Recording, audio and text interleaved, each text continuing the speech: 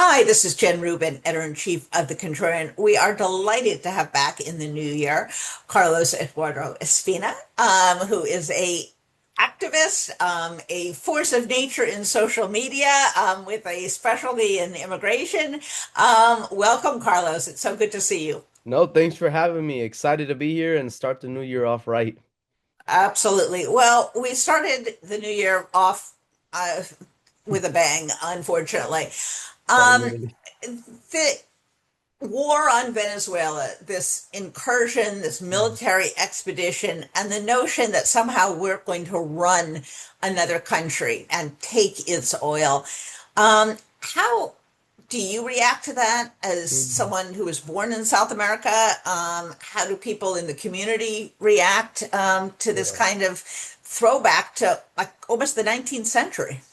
Yeah. So I think it's a very nuanced issue. I mean, from what I've seen and from what I feel personally as well, I think Yes, there's an overwhelming understanding that Maduro is a dictator, was a dictator, needed something needed to happen with him. I think the issue is the way it's gone about. If you see right now, right, yes, Donald Trump is talking about, oh, we've liberated Venezuela, now we control Venezuela. But on the ground, the repression has only gotten worse because what's happened is they seem to have a plan to get Maduro out, but not much after that. And so now everyone who was in control or just around him continues to govern the country, but now they're doing it with an even stronger iron fist. Now they're cracking down on dissent.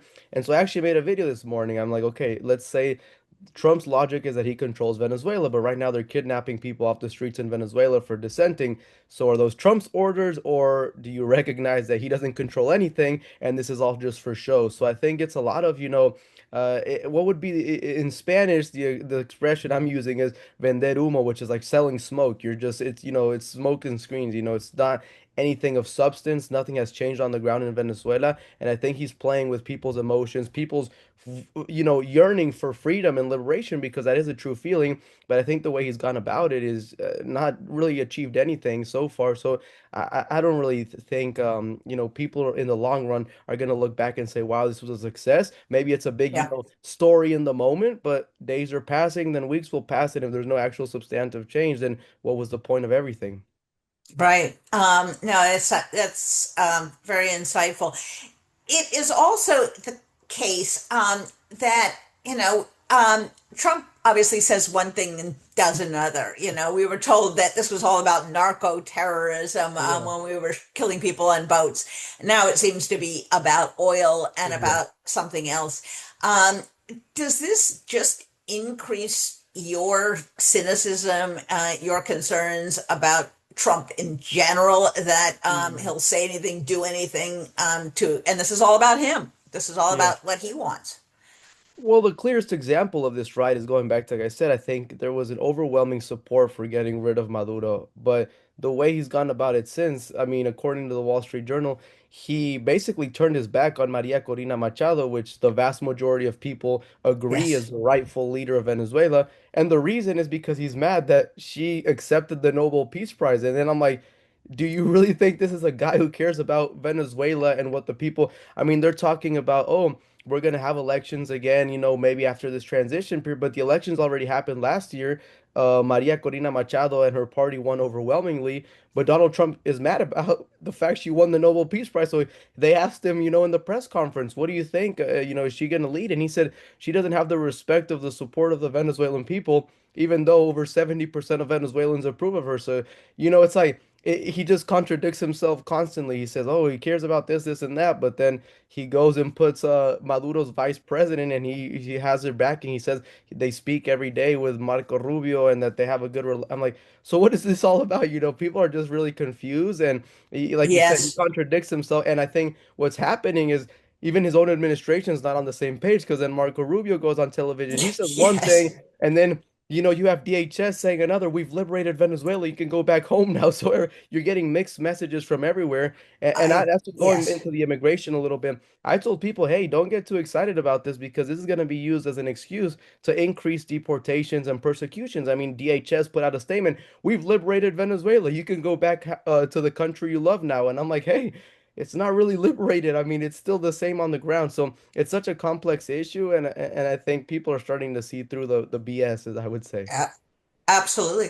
What do you think Americans who are not the most knowledgeable about any country, even countries in our hemisphere, should know about Venezuela? What should they know about what's going on there now? What should they Mm. know about the Venezuelan people?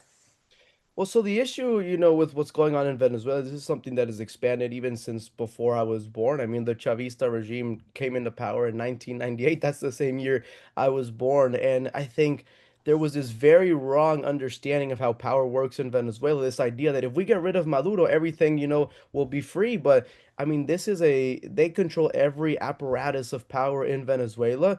And what's essentially happened is is gone now.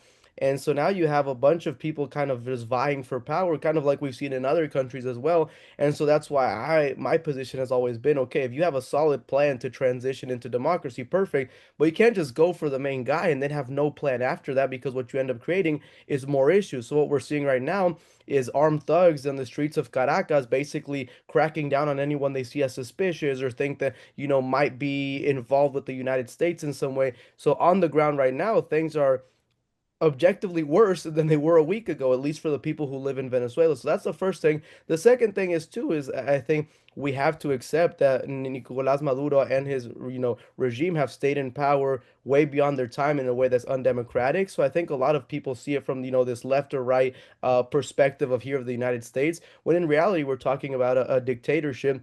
And I'm always been a big opposer, whether it's a right-wing dictatorship or a left-wing dictatorship. I think Right. we should all be able to be on the same page and say, hey, this is not okay. So I think it is a very complex issue, but at the same time, like I said, the biggest thing I want everyone to understand is that Trump doesn't care about the Venezuelan people. Trump doesn't care Exactly. about, because a lot of us are raising our voices because we actually care about liberation in Venezuela, democracy, freedom. Those are the last things, you look at Trump's press conference, he didn't mention democracy once. He mentioned oil like 30 or 40 times. So, I mean, he Wow. doesn't have the right intentions going into this. And I think that's what we have to be very wary about celebrating anything he's doing, because I don't think he's doing it with the same intentions we would hope someone would do something like this for it. Boy, is that right. Wow.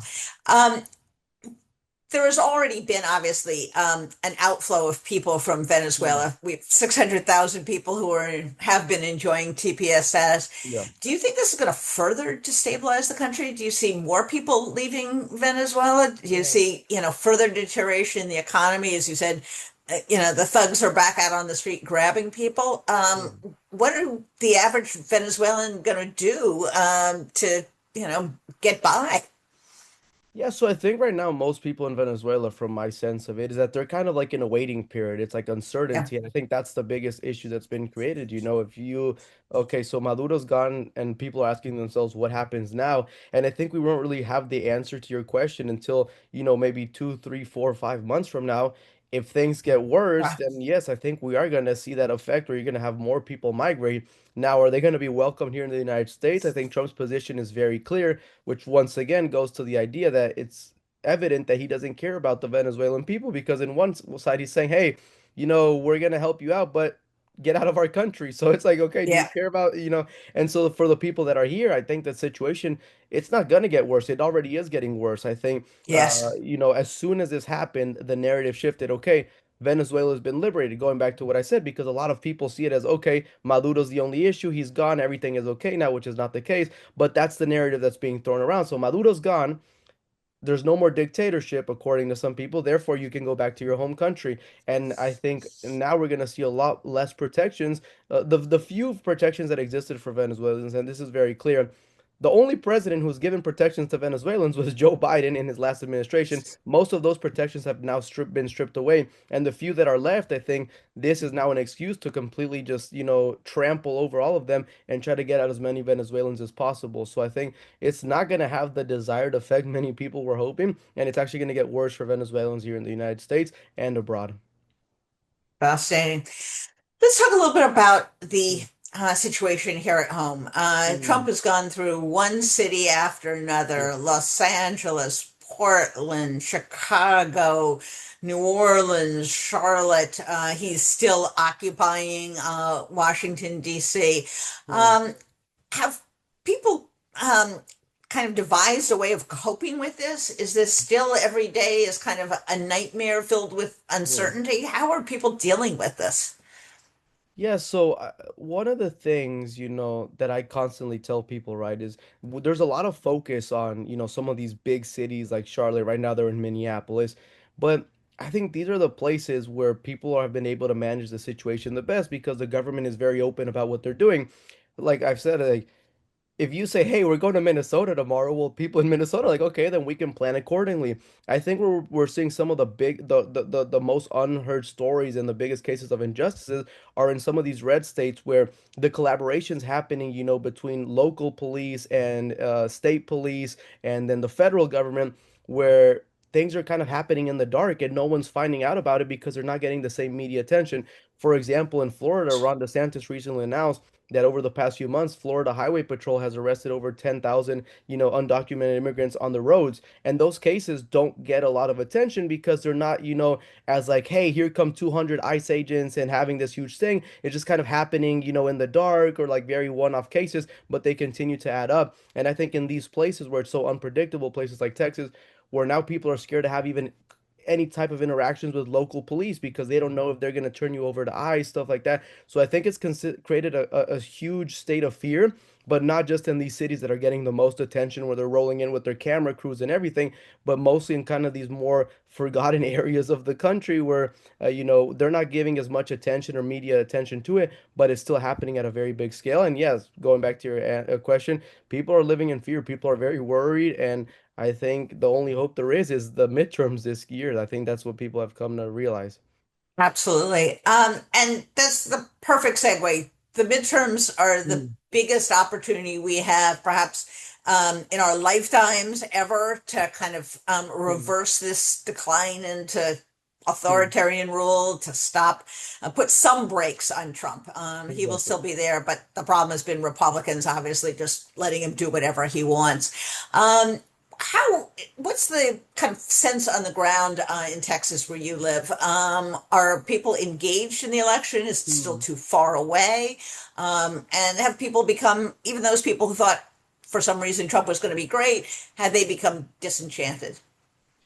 Yeah, I think we're gonna have the formula to success here is twofold. One, I think a lot of people who are very heavy Trump supporters just aren't as excited to vote anymore. I mean, maybe they'll go out, maybe they won't, but there's not guarantee that, Trump's gonna have the same voter turnout he had in 2024. So I think we can count on lower voter turnout from Republicans, while at the others end, we have a lot of people, what I'm starting to see is people who have never cared about politics. And you see it even just like on social media, like people you've known your whole life who never talk about politics. Now they're posting Instagram stories about the injustices that ICE is doing or that Trump is doing. So you're seeing a lot of these voters who, because obviously, like people like you and me, we're always engaged. We're going to vote no matter if it's off Exactly. year. But I think what we're seeing, especially in places like Texas and other red states, is people who maybe before were like, yeah, I don't really see the difference between Democrats and Republicans, or I just don't care enough about this. They're starting to kind of pay attention to what's going on. Now, will that translate to votes? I think that's where a lot of, activists and grassroots organizations have to come in.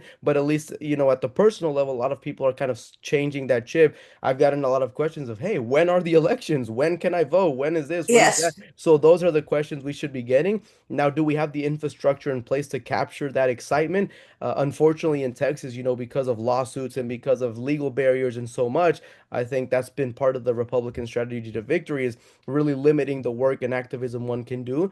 But I am hopeful that, with both of these things, low Republican turnout and kind of getting some of these new people who never paid attention to politics out and voting, I think we can have some good results. I'm cautiously optimistic, as they would say. I still think Republicans are favored to win, the governor Sure. race and the Senate race, but I do think we have a better shot at flipping some of these races than we have had maybe in the last decade since at least 2018. Absolutely. You do have a very high profile Senate race with two Yes. very different candidates, both pretty young, Jasmine Crockett and James Pellegrino. Um, what's been your impression of the two of them? So I'm actually personally supporting James Tallarico, and the reason why is because I met with him right around when he announced he was running, and I really liked his message, and I said I'd be supporting him. I had no idea Jasmine Crockett was gonna announce, a Yeah, few weeks later, so I had kind of already like, learned a lot about James Tallarico, given my word. I was already kind of helping them out. I like both of them for yep, different reasons, which is really interesting. I think that's a good thing because we have different reasons to yes, like, and I've already spoken to Jasmine Crockett's team and said, hey, if you guys win the primary, I'll definitely be supporting you. So I feel in a very good position. I feel we have two solid candidates, but I really do like James Tallarico because I think he's one of the first Democrats I've seen who really understands the religious aspect. I think I mentioned yes, this to you about like a year ago before even yes, you James did. Tallarico You was did. on the I map. asked, I think he has yeah, a very unique messaging and he's been able because that's how I felt for the longest time, and that's why I feel he speaks to me. When I see families being separated by ICE or illegal actions being taken to this and that, I don't disagree with them so much because I'm a Democrat and Republicans are doing it. I disagree with it because, hey, this is immoral. This is wrong. This is, yes, goes yeah, against, what God would want us to do. And so I think he's been one of the first, him and maybe, Senator Warnock and some others, but at least here in Texas, he's been really able to incorporate that messaging in a way that speaks to me and speaks to so many others. And that's why I feel absolutely. attracted to him. But I also like, Jasmine Crockett's, her spirit, her energy. I mean, it's just like it's refreshing, So it's a little bit of both, but whoever ends up winning, I'm ready to support both of them. And I think that's the most important part, right? That as Democrats, Absolutely. we're able to, Absolutely. because historically, we've had some very contested primaries, and then people are, hey, I'm not going to support this and that. I'm of the mentality, whoever wins the primaries, I'm going to support, whoever has the D on their name at the ballot in November.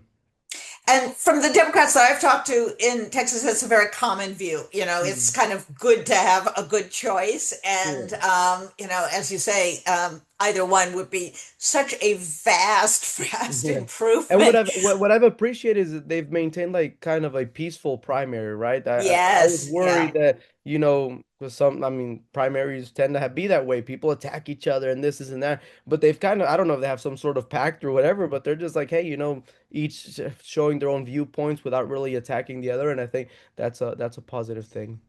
Well, let's hope that lasts. Yeah. And it's going to be a great race to follow. And you have so many house races now as Mm. well. So, Carlos, thank you so much for Yeah. making time. I always learn so much from you, and you speak from a point of authenticity and personal knowledge that I know our contrarian folks out there really, really appreciate. So, we'll look forward to seeing much, much more of you in 2026, Yeah. No, thank you. and hope everything is democratic, happy, and healthy for you Thank in the you. new year.